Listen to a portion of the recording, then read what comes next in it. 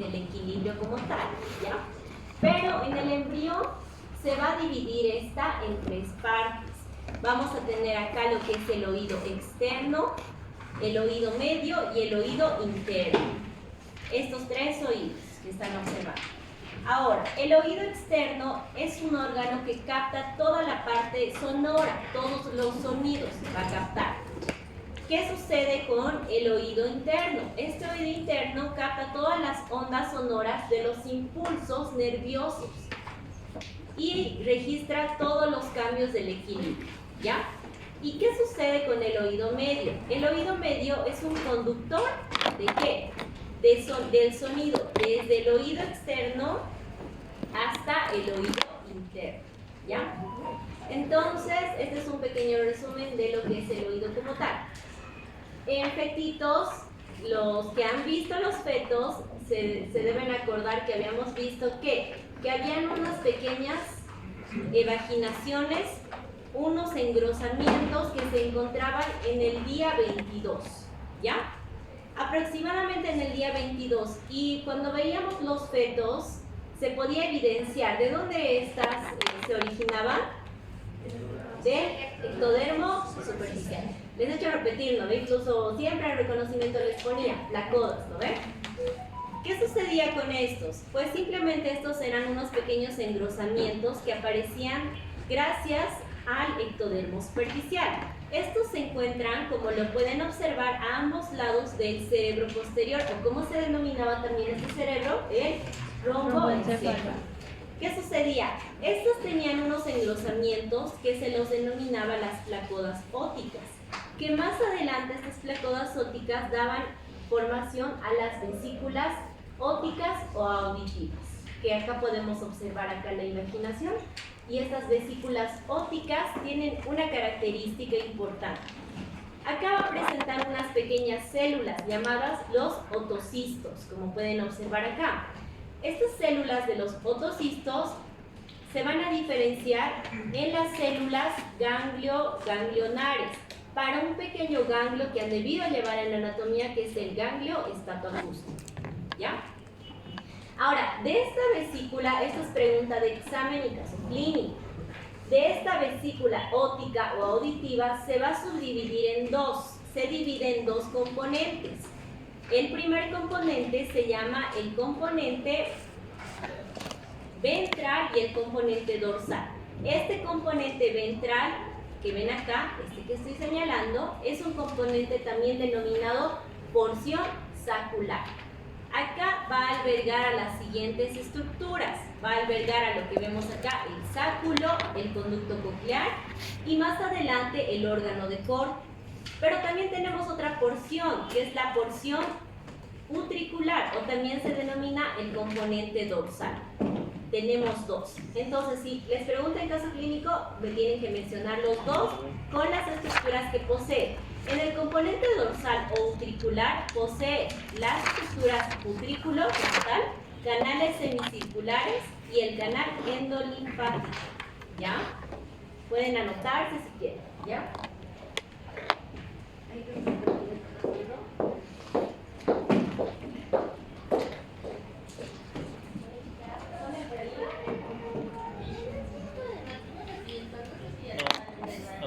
Por acá se va a denominar o va a formarse o va a recibir el nombre de modiolo, y esta prácticamente es el futuro eje de la cóclea ósea. Es el futuro eje de la cóclea ósea, ¿ya? ¿Qué más va a suceder acá? Al inicio de esta vamos a ver todas estas estructuras que estamos viendo acá, las vamos a ver acá con la parte celular en macro, ¿ya? Para que se den cuenta. Esto igual es pregunta de examen. Tienen bien esta parte. ¿Qué ven acá? Son células que se pueden observar. Claramente se ven células, lo estoy señalando, de color naranja y de color celeste, y acá también tengo otras células. Acá vamos a poder encontrar células que al inicio son células epiteliales del conducto coclear, ¿ya? Todas estas células que son neuroepiteliales, células epiteliales también se denominan, van a tener dos bordes, un borde externo y un borde interno. Ahorita van a ver. Este llega a ser el borde interno y este es el borde externo. El borde interno será lo que va a ser el futuro o va a conformar el futuro limboespiral, el interno. Y el externo va a conformar lo que va a ser una fila interna de 3 a 4 células que se van a denominar ciliadas. Si se dan cuenta, estas son altas, son ciliadas, y en el libro de Lachmann menciona, son de 3 a 4 grupos, o sea, son prácticamente agrupadas.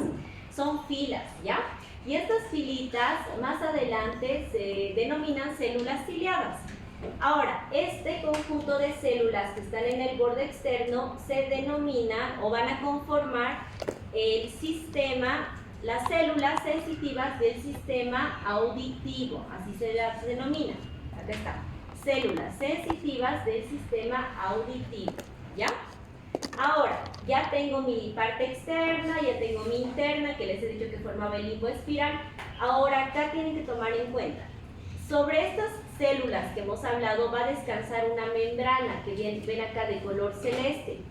Esta membrana se denomina membrana tectoria.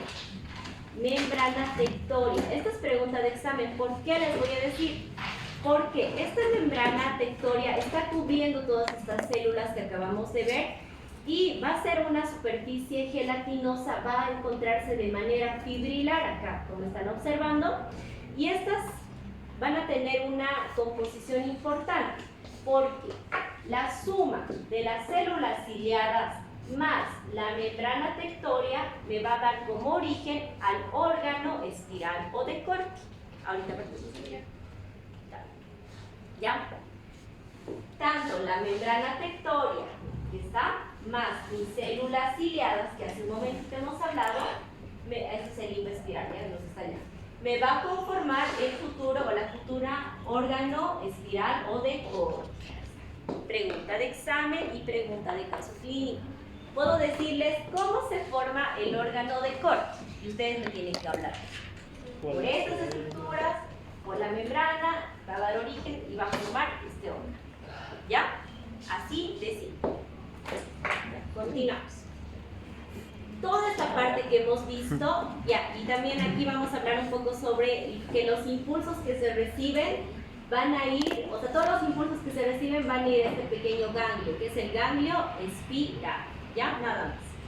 Y yo les pregunto, ¿cómo va este ganglio espiral? Después se dirige a una parte de un par craneal importante, ¿no? ¿Cuál llegaría a ser en este caso? ¿Ya? ¿Qué par craneal es? 8.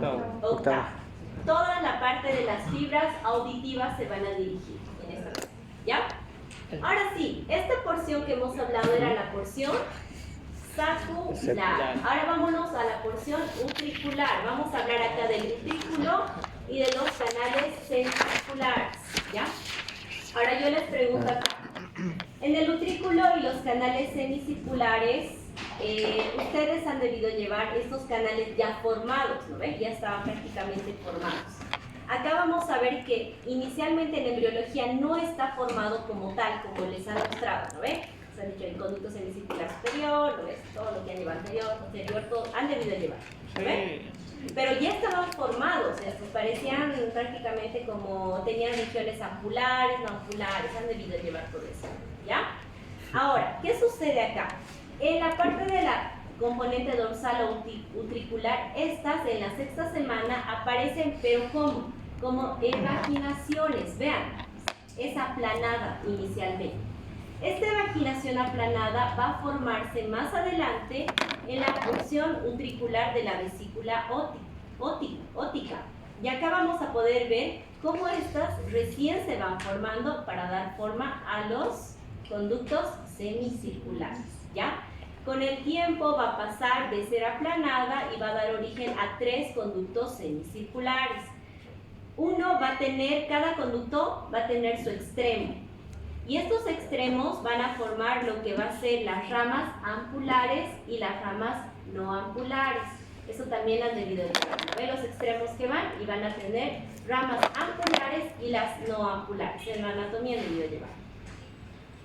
Pero tenemos que ver acá que dentro de estas 5 ramas que se han formado, 3 entran a la parte de la ampolla, o sea, 3 entran con la conexión ampular y 2 no entran con la conexión ampular, ¿ya?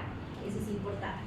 Ahora, esto lo que están observando acá es una vista o un corte histológico, se podría decir, lo que está dentro de estos conductos. Ahora acá, ¿qué pueden observar acá? Todo esto es la parte celular. La parte celular va a presentar acá una parte denominada ampolla. Vamos a ver acá.